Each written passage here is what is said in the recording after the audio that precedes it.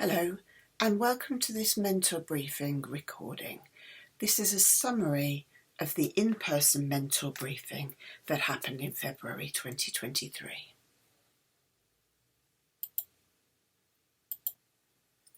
The first part of the mentor briefing is for all mentors, and from 13 minutes onwards, the information is more targeted towards new mentors, where we go into more detail on the ERPD and observations. So for all mentors, here we go. All the documents that you need for this placement can be found on the BGU website, and you can use the QR code to find those. So the priorities for this placement are talking about teaching, talking about the professional conversations you have with your trainees, talking about their entitlement, talking about their portfolio of evidence, and thinking about our curriculum cohesion. How do we link up between school and uni? So let's focus on teaching first of all. This is the teaching timetable, and it shows how the trainees' time in lessons ramps up from 10% in the first week to 70 to 80% at the end of the course. We ask you please to keep an exercise book or similar notes that goes with the trainee from session to session. That way you can see the previous observations that they've had with yourself or with other subject specialists, and also the trainees should be encouraged to note down what they've done at university. You'll note that the teaching ramps up from 10% to 80% towards the end of the time there.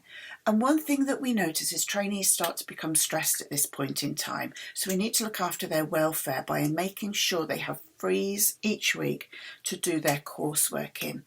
Their assignment is due in on the 8th of May. So after that, you can reduce the additional frees, but making sure you give them time to do their ERPD, their portfolio of evidence, please.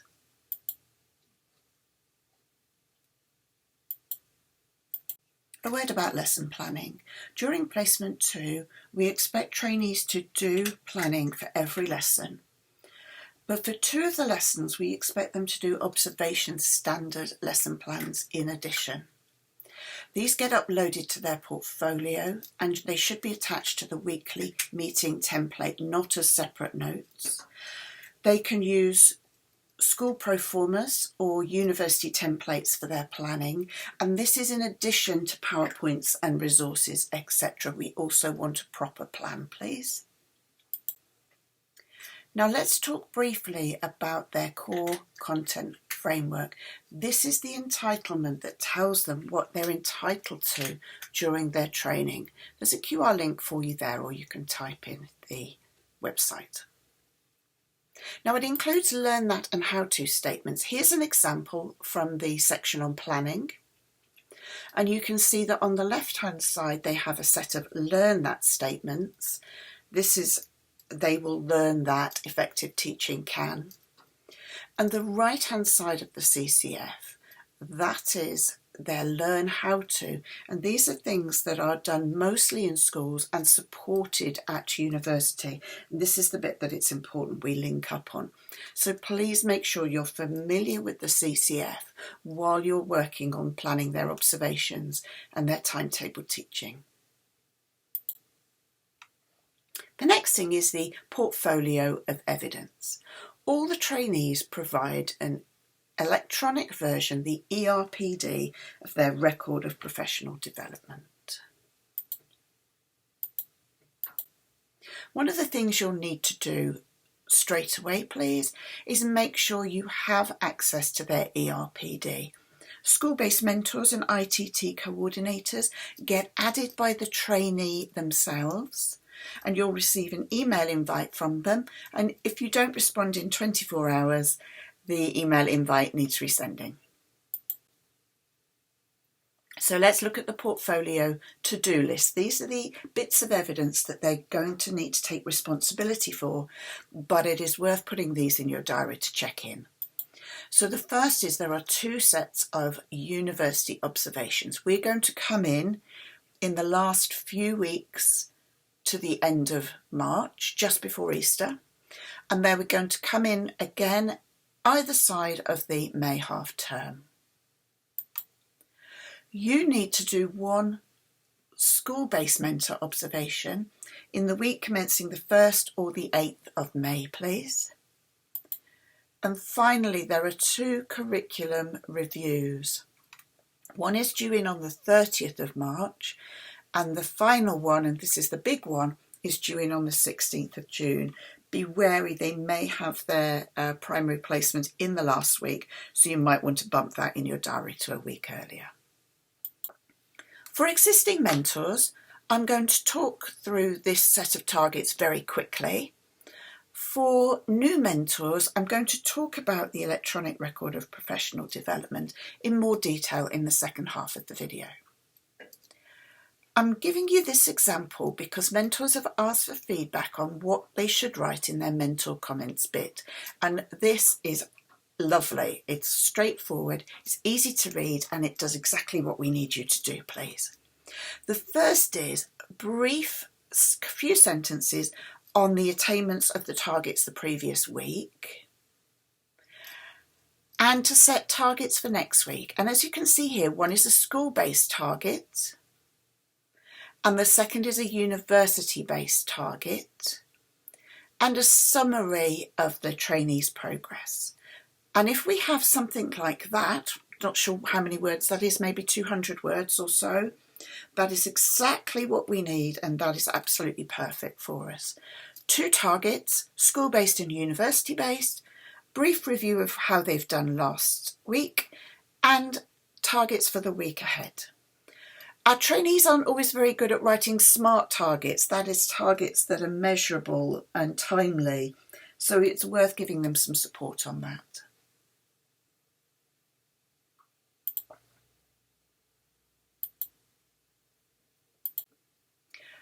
Your trainees will need to complete these school-based reflective tasks by the end of the placement in June, please. They're at the back of the placement handbook, and they're a list of activities to do and a reflection section to write up. We really recommend you having a look through those, having a read through those, because you might think, wow, that's useful for the conversation that we're having. That gives me ideas of things trainees can do to support and develop them in their strengths and their areas for development. Next, we'll consider the professional conversations you have with your trainees. So the first priority here is the weekly mentor meeting.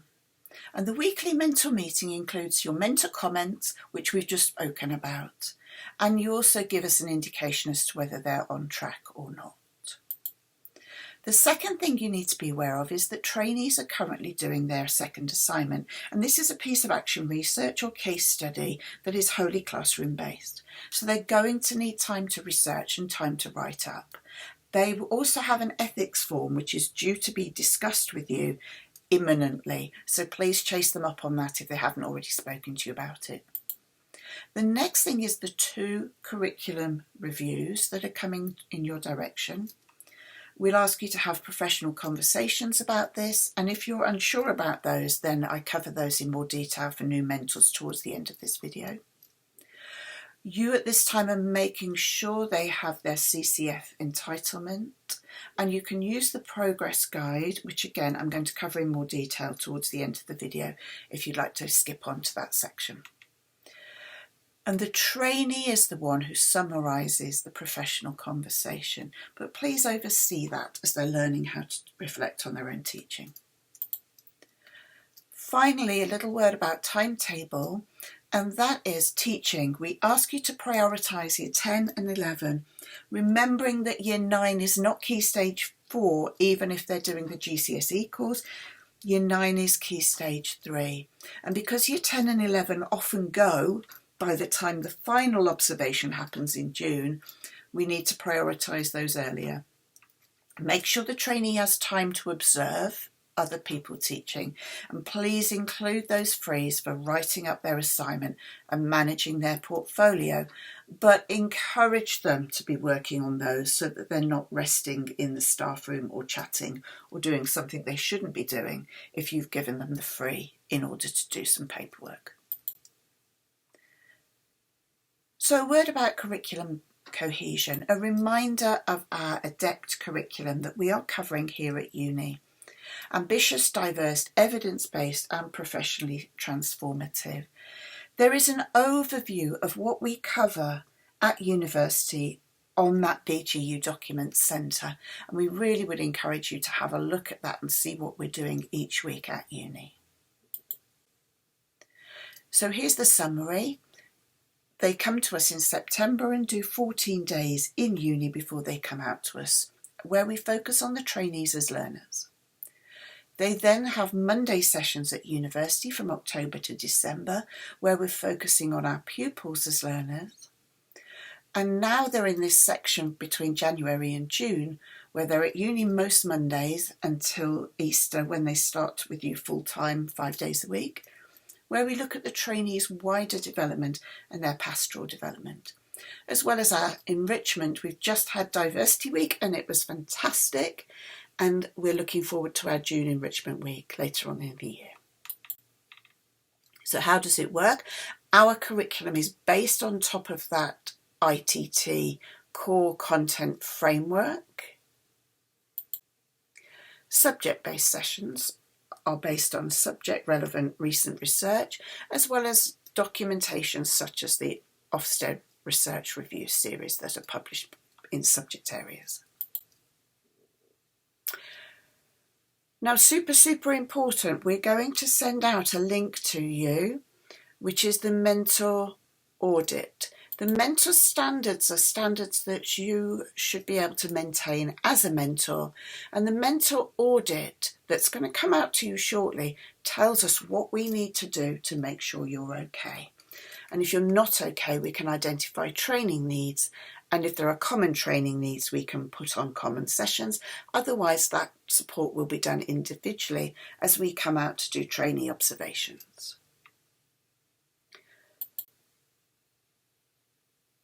I'm going to put this screen on for a few seconds so that you can identify who do you need to speak to if you have questions.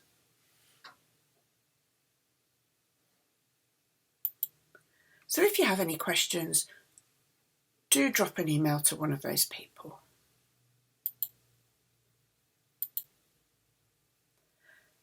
Now, at this point in the recording, I'm going to cover information for new mentors, but also go into greater detail on aspects such as the ERPD and the curriculum. So if you would like a refresher, this is worth listening through.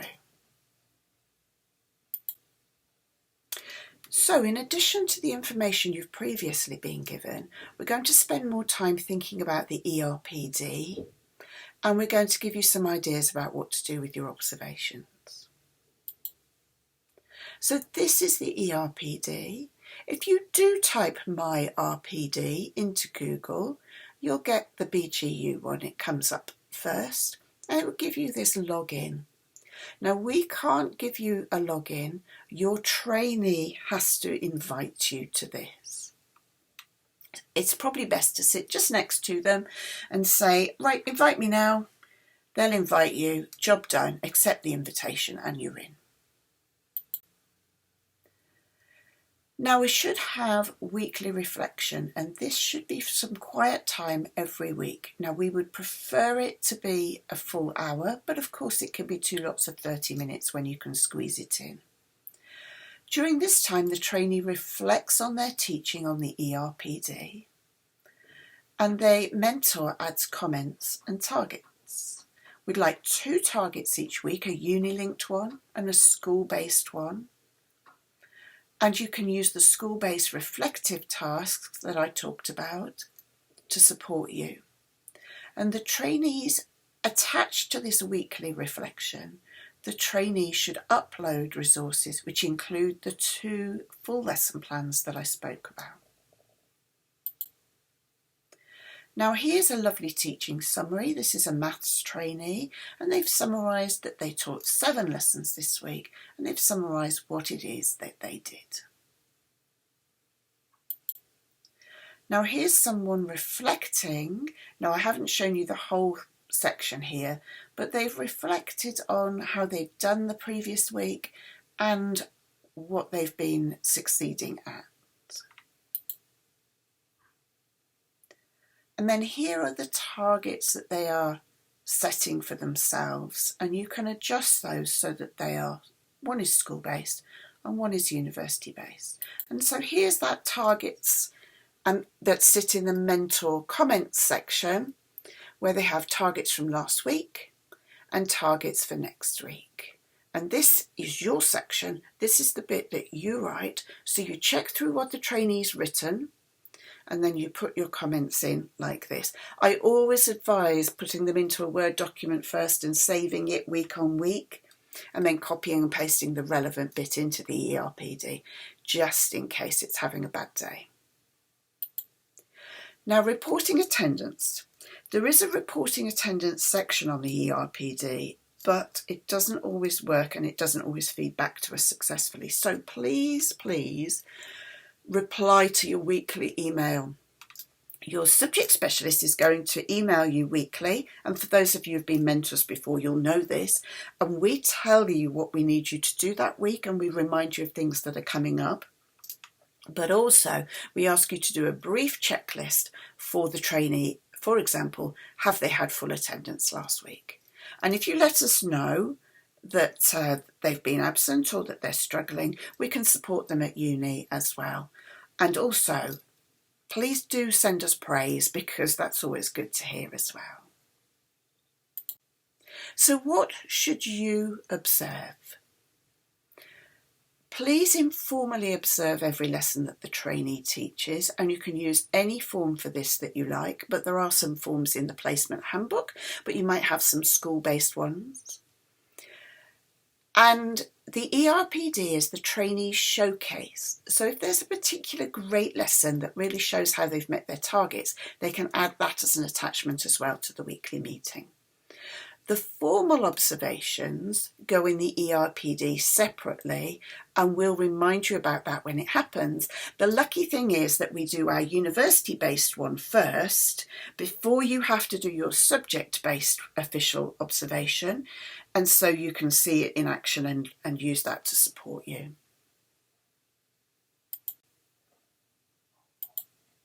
Now, as I said, there are 4 curriculum reviews and 2 are going to take place this term. They get completed on the ERPD. There are videos for the ERPD, by the way, on that website, so you can have a look through the videos if you can't remember what to do. And the trainee writes 2 to 3 pieces of evidence in each curriculum area. So let me give you an example of that. Here's a screenshot of a trainee reflecting on behaviour management. And in the top box, they're signposting 3 to 5 pieces of evidence. And in the second box, they're writing up the professional discussion notes. And in this example, which is a good one, the mentor has asked specific questions. The trainee's written the questions down, and then they've summarised their answer there in 1 or 2 statements. So where do these questions come from? Well, these are in our curriculum progress guide. Now, the Curriculum Progress Guide is also in the document section, and additionally it can be found in the Placement Handbook. As well as a generic progress guide, this is the page for behaviour management, there are subject-specific progress guides for your subject-specific area. Now, on the left-hand side are the questions you might have asked towards the beginning of your placement, and on the right-hand side are questions that might be asked as the trainee develops their practice and into the ECT year.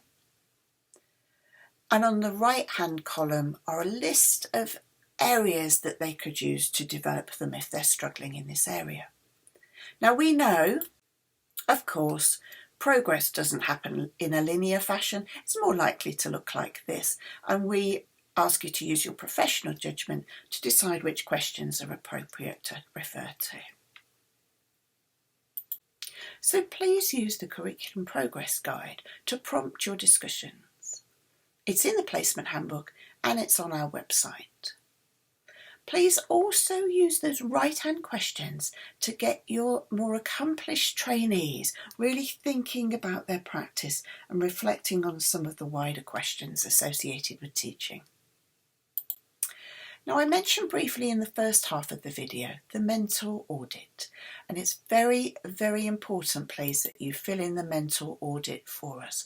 We need to keep a track on what the mentor standards are, so we need to make sure that you're okay. Just flicking through those, there is a section on personal qualities, there's a section on teaching, there's a section on professionalism and your own development and working in partnership. Now, talking about working in partnerships, one of the things we will be doing is having subject-specific mentor meetings, which will be online in a twilight session for you to get together and just talk about your practice and have the opportunity to say, how do you deal with this? What happens when we do this? To ask those questions, but also to get together with mentors who've been doing this longer, who may be able to give you some guidance and share some best practice. So a summary of those mentor priorities for this placement, please. Finally, do press pause on this screen and note down the email addresses of people you might want to speak to.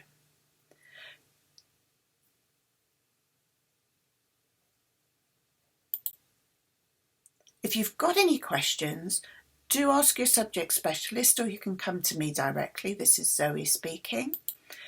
Thank you very much for watching.